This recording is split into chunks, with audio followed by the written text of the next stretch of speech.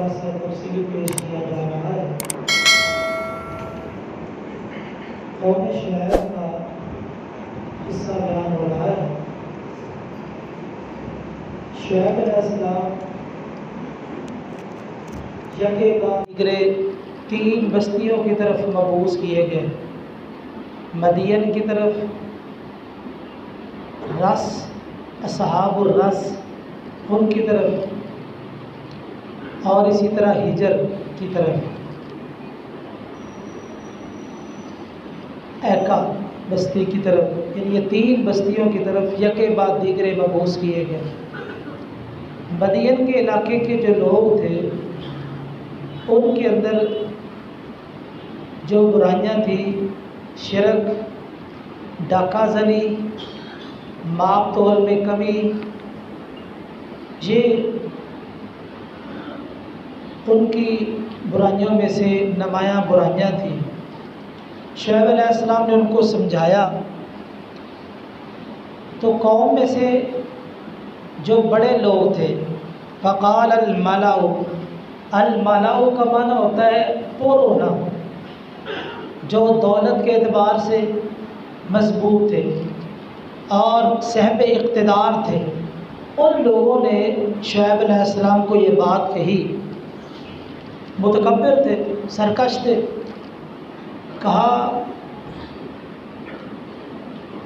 یا تو ہم تمہیں اپنی بستی سے نکال دیں گے یا تمہیں اور تمہارے ساتھ ایمان لانے والوں کو اپنی ملت میں واپس لے آئیں گے۔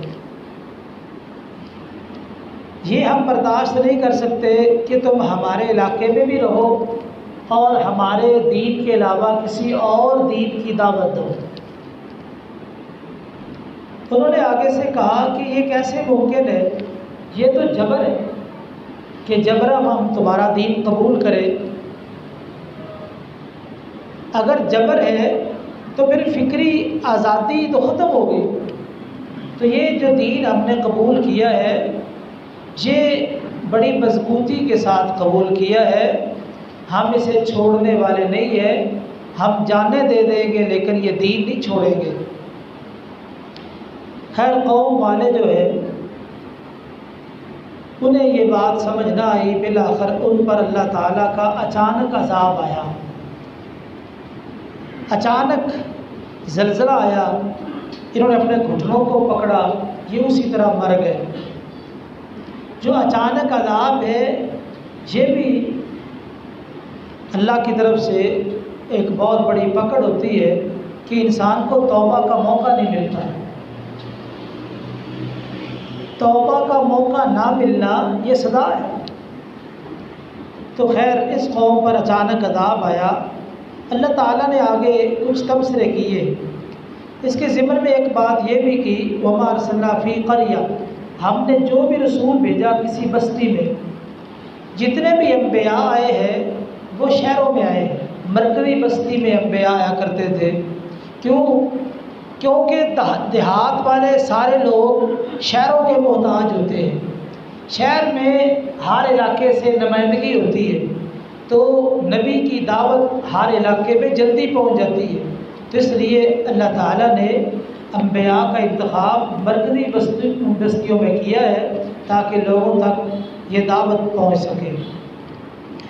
آگے اللہ تعالیٰ نے یہ بات ذکر کی ہے کہ اگر تم برکتیں چاہتے ہو کہ آسمان سے برکتوں کا نزول ہو، اللہ تعالیٰ کی رحمتوں کا نزول ہو، تو اس کے لیے 2 چیزوں کا ہونا ضروری ہے۔ وَلَوْ أَنَّ أَهْلَ الْقُرْآنَ آمَنُوا وَاتَّقَوْا، اگر بستیوں والے ایمان لے آئے اور تقوی اختیار کر لے، یہ 2 چیزیں تم اپنا لو، ایمان بھی لے آؤ، تقوی بھی اختیار کر لو، تو اللہ تعالیٰ کی برکتوں کا نزول شروع ہو جائے گا۔ تو اس سے پتہ چلا کہ ہماری کوتاہیوں کی وجہ سے اللہ کی برکتیں رکتی ہیں۔ اگر ہم آج بھی ان 2 اصولوں کو اپنا لیں تو اللہ کی برکتیں برابر نازل ہوتی رہیں۔ آگے اللہ تعالیٰ نے یہ فرمایا کہ لوگ اس بات سے بے خوف ہو چکے ہیں کہ اللہ کا عذاب آ جائے، یہ رات کو سو رہے ہوں، حالت نیند میں اللہ کا عذاب آ جائے، یا اسی طرح جب یہ کھیل رہے ہوتے ہیں صبح کے وقت یا اسی طرح عصر کے بعد، اس وقت اللہ کا عذاب آ جائے۔ دیکھیے نیند کا اور کھیل کا دو چیزوں کا ذکر کیا ہے۔ جو نیند ہے یہ غفلت حسی ہے، بندہ سو جاتا ہے، ارد گرد کا پتہ نہیں چلتا کیا ہو رہا ہے۔ اسی طرح جو کھیلنے والا ہے اس کو بھی اپنے گرد و نواح میں کوئی علم نہیں ہوتا، کھیل میں مشغول ہوتا ہے۔ تو یہ غفلت کا وقت ہوتا ہے کہ جب انسان اپنے کام میں مشغول ہے، دوسرے کی خبر نہیں، ایسے موقع پر اللہ کا عذاب آ جائے۔ تو اس لیے انسان کو اللہ تعالیٰ پر ایمان لانا چاہیے اور ڈرنا چاہیے۔ آگے فرمایا افامنوا مکر اللہ، لوگ اللہ تعالیٰ کی تدبیر سے بے خوف ہو چکے ہیں۔ امام حسن بصری رحمہ اللہ بہت بڑے تابعی ہے، فرماتے ہیں کہ جو مومن انسان ہے وہ تو نیکی کرتے وقت بھی ڈر رہا ہوتا ہے۔ مومن انسان نیکی کرتے وقت بھی اللہ سے ڈر رہا ہوتا ہے، کہیں ایسا نہ ہو میری نیکی قبول نہ ہو۔ اور فاجر انسان گناہ کے اندر لذت محسوس کرتا ہے۔ تو در حقیقت یہ اپنی اپنی پہچان ہے۔ مومن کو اللہ کا تعارف اتنا ہے کہ وہ نیکی کرتے وقت بھی اللہ سے ڈر رہا ہے، اور فاجر کو اللہ کا تعارف نہیں ہے، اس وجہ سے اسے گناہ میں لذت محسوس ہو رہی ہے۔ آگے اللہ تعالیٰ نے موسیٰ علیہ السلام کا قصہ ذکر کیا۔ اللہ تعالیٰ نے ان کو دو معجزات عطا کیے، دو معجزے۔ ایک معجزہ یہ تھا کہ اپنی بغل کے نیچے ہاتھ ڈالتے، اس کو نکالتے تو وہ روشن سورج کی طرح چمکنے لگ جاتا۔ اور دوسرا معجزہ اپنی لاٹھی زمین پہ پھینکتے تو وہ اژدہا سانپ بن جاتا۔ یہ دو اللہ نے معجزے دیے۔ معجزہ اور کرامت، اس میں مرکزی نقطہ ذہن میں رکھ لے، نبی جب چاہے معجزہ ظاہر نہیں کر سکتا، اللہ کے حکم سے ہوگا۔ نبی جب چاہے معجزہ ظاہر نہیں کر سکتا، جب اللہ کا حکم ہوتا ہے تب ظاہر کرتا ہے۔ نبی کریم صلی اللہ علیہ وسلم نے آسمان کی طرف انگلی کا اشارہ کیا، چاند دو ٹکڑے ہو گئے۔ زندگی میں آپ نے کتنی بار اشارہ کیا ہے، تو اس کے بعد کبھی دو ٹکڑے ہوئے؟ یعنی جب اللہ نے چاہا چاند دو ٹکڑے ہو گیا، اور زندگی میں کئی بار انگلی آسمان کی طرف اٹھی ہے، چاند دو ٹکڑے نہیں ہوا۔ تو معجزہ جب اللہ چاہتے ہیں اس وقت اس کا اظہار ہوتا ہے۔ اسی طرح کرامت جو ولی کے ہاتھ سے ظاہر ہوتی ہے، وہ بھی جب اللہ چاہتا ہے تب اس کا اظہار ہوتا ہے۔ آگے کرامت کے حوالے سے انشاءاللہ تفصیلی بات چیت آئے گی 19ویں پارے میں۔ تو یہ اللہ نے دو معجزے دیے۔ یہ اللہ نے کہا کہ فرعون کے پاس جاؤ، وہ سرکش ہے، اس کو جا کے دعوت پیش کرو۔ تو موسیٰ علیہ السلام نے کہا یا اللہ، میں نے تو ان کا ایک بندہ مارا ہوا ہے، تو وہ تو پہچان لیں گے۔ کہا نہیں کوئی بات نہیں، آپ جا رہے ہیں تو نرم بات کرنا۔ اللہ پھر ایسے کرو میرے ساتھ ہارون کو بھیج دو، دو مل کے جائیں گے، چلو ایک دوسرے کو سہارا بھی ہو جاتا ہے، بات کرنے میں آسانی بھی ہو جاتی ہے۔ ویسے بھی ہارون بات کرنے میں مجھ سے زیادہ فصیح ہے، اچھی بات کر لیتا ہے۔ تو اللہ تعالیٰ نے ہارون کو صرف ساتھی نہیں بنایا، بلکہ موسیٰ علیہ السلام کی دعا کی وجہ سے اس کو نبی بنا دیا۔ یہاں پر ایک مفسر کا بڑا تبصرہ ہے، کہتا دنیا میں بڑی بڑی دعائیں لوگوں نے کی ہے، کسی بھائی کی دعا اپنے بھائی کے لیے آج تک اتنی نفع مند ثابت نہیں ہوئی جتنی موسیٰ علیہ السلام کی دعا ہارون علیہ السلام کے حق میں نفع مند ثابت ہوئی کہ اللہ نے موسیٰ علیہ السلام کی دعا سے ان کو نبی بنا دیا۔ بڑی سعادت دعا کی وجہ سے حاصل ہوگی۔ خیر، فرعون کے ساتھ بات چیت ہوئی، جب اس کو معجزات دکھائے گئے تو فرعون نے کہا یہ تو جادوگر ہے، یہ تو شوکدہ بازی جو جادوگر کرتے ہیں۔ تو اس نے کہا اس طرح کے لوگ تو ہمارے پاس بھی ہیں۔ کہا پھر ایسے کرو ان کو جمع کرو۔ تو عید والا دن مقرر ہو گیا کہ عید والے دن ہم لوگوں کو بلائیں گے، تم بھی آ جانا، پھر پتہ چل جائے گا حق پر کون ہے باطل پر کون ہے۔ سارے لوگ جمع ہو گئے۔ ملک میں جو نام پر جادوگر تھے ان کو بلایا گیا۔ موسیٰ علیہ السلام ہے، مقابلے میں یہ جادوگر ہے۔ جادوگر فرعون کو پوچھتے ہیں کہ اگر ہم غالب آ جائیں تو ہمیں کچھ ملے بولے گا؟ اس نے کہا تم مقربین میں شامل ہو جاؤ گے، جتنی مرکزی صدارتیں تمہیں ملیں گی، وزارتیں تمہیں ملیں گی، تو تم پریشان نہ ہو، بس یہ موسیٰ جو ہے نا اس کا علاج کر دو، بس تم جو کہو گے اسی طرح ہو جائے گی۔ دیکھو جب آئے ہیں تو دنیا کا لالچ ہے، دنیا کا طمع ہے، دنیا دار آدمی سوائے دنیا کے طمع کہ اس کے پاس ہے کیا؟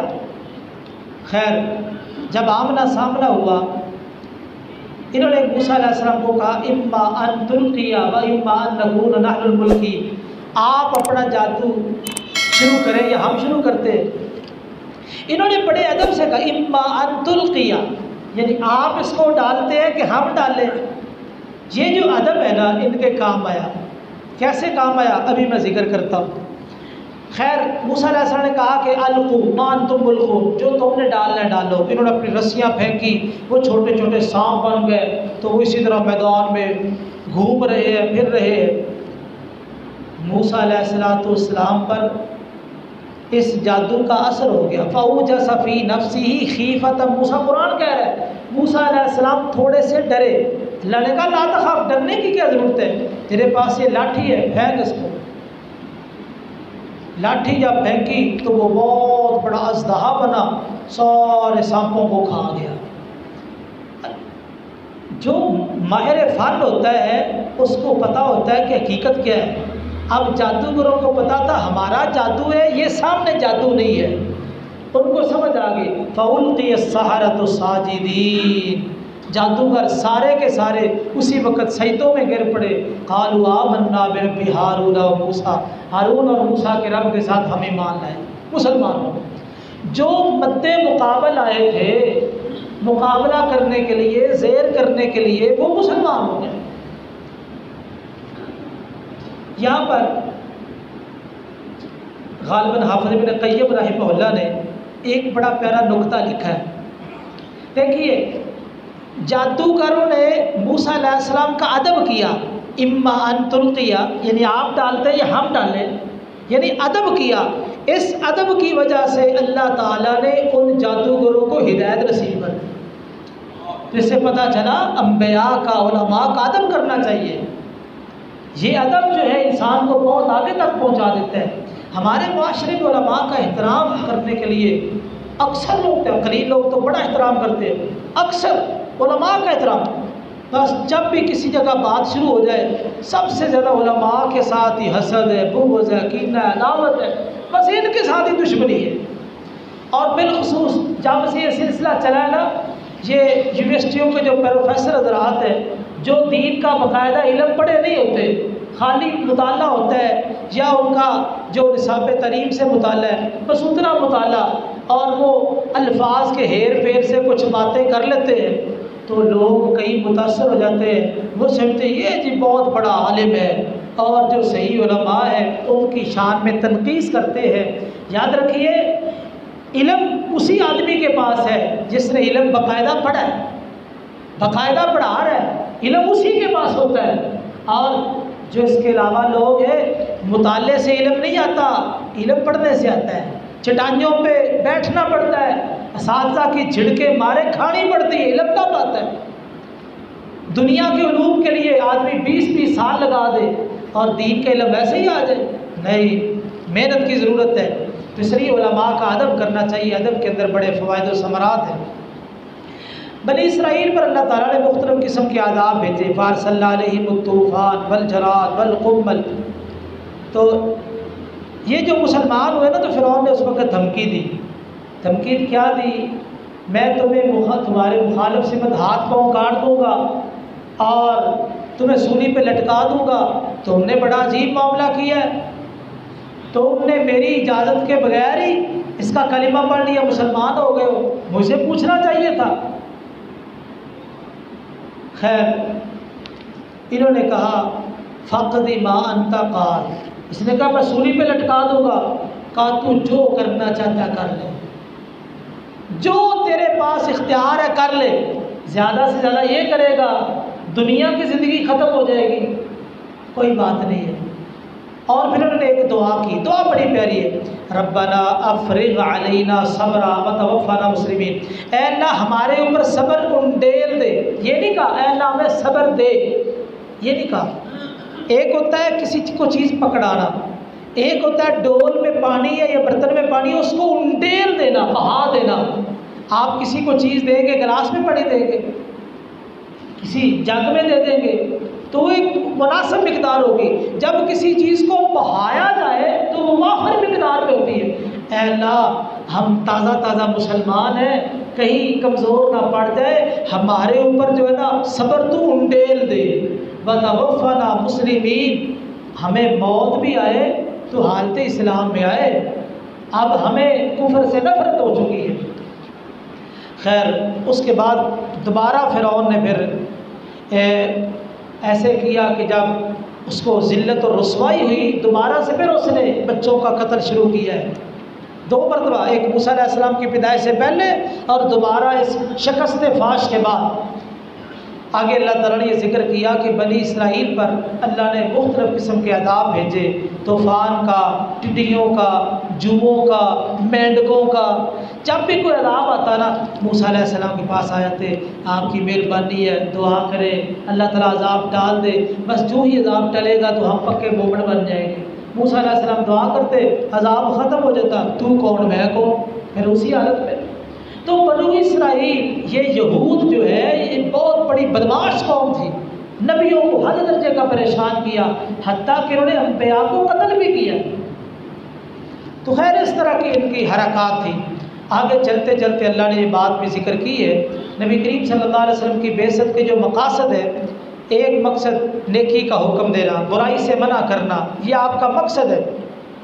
اسی طرح آپ لوگوں کے اوپر جو توق ڈالے ہوئے تھے غلامیوں کے، اور اسی طرح مختلف قسم کے زنجیروں میں وہ جکڑے ہوئے تھے، غلط قسم کے عقائد، نظریات، وہ سارے جہلیت کے، نبی کریم صلی اللہ علیہ وسلم ان توقوں کو، بوجھوں کو، زنجیروں کو، سب کو اتارنے کے لیے اور توڑنے کے لیے آئے تھے۔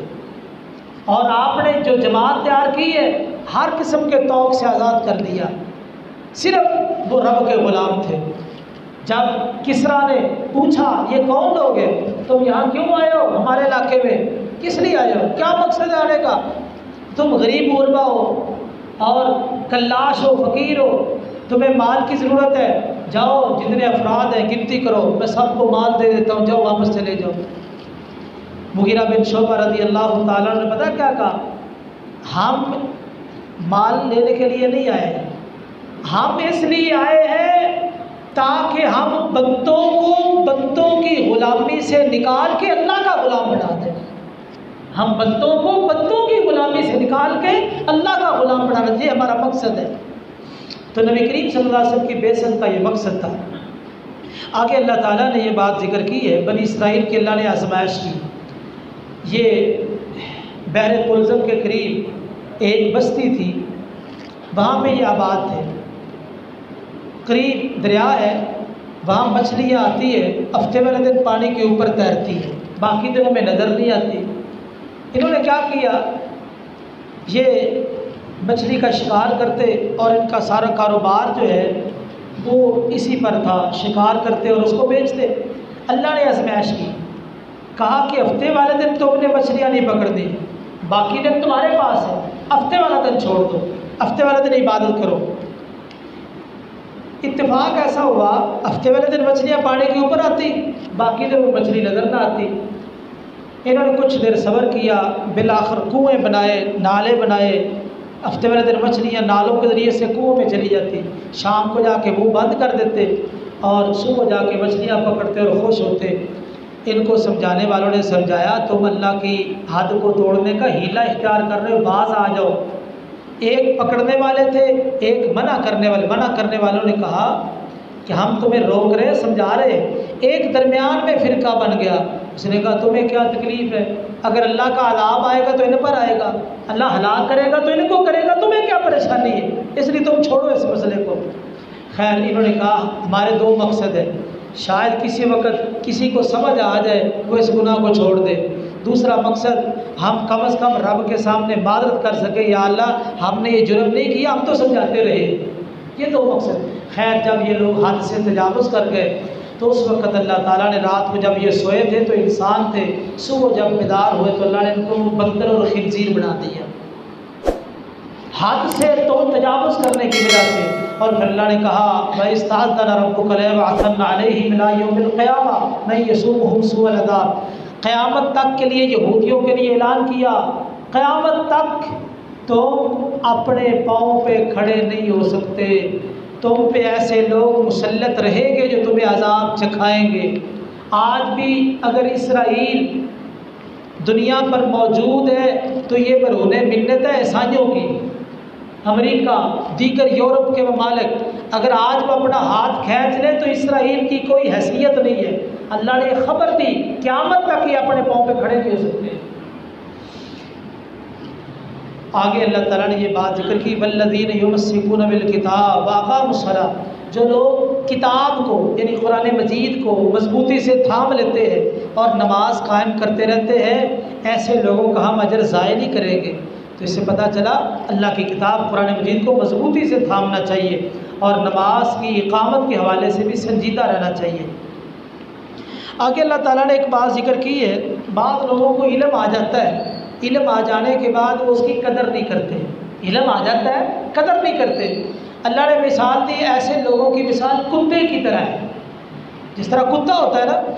اب کتے کی جو ایک صفت یہ ہے، کتا جب چلتا ہے نا سیدھا اس کا منہ نہیں رہتا، کبھی ادھر دیکھتا ہے کبھی ادھر دیکھتا ہے، وہ سونگتا ہے کوئی نہ کوئی چیز مل جائے۔ کتا سیدھا بالکل سیدھا منہ رکھ کے نہیں جائے گا، کبھی ادھر دیکھے گا کبھی ادھر دیکھے گا۔ کہا یہ یہودیوں کے پاس علم موجود تھا تو ان لوگوں نے علم کی قدر نہیں کی، ادھر ادھر منہ مارے حرام کھانے کے لیے۔ ان کی مثال کتے جیسی، یہ کتوں کا کام ہے ادھر ادھر دیکھنا اور ادھر ادھر جھانکنا۔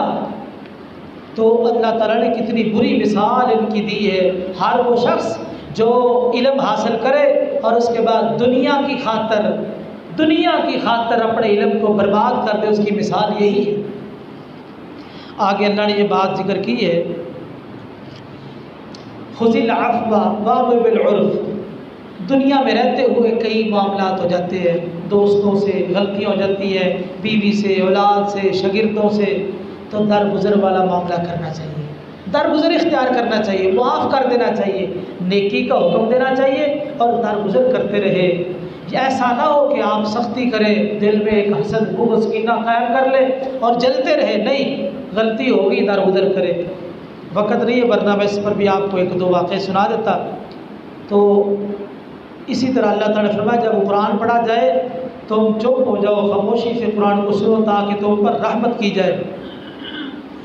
تو اس سے یہ پتہ چلا قرآن مجید کا جب درس ہو، جمعہ ہو، اسی طرح کوئی اور مقام ہو جہاں قرآن مجید کی تلاوت ہو رہی ہے تو کلاس ہو رہی ہے، وہاں انسان کو خاموشی سے پوری توجہ سے قرآن مجید کو سننا چاہیے تاکہ اللہ کی رحمتوں کا نزول ہو۔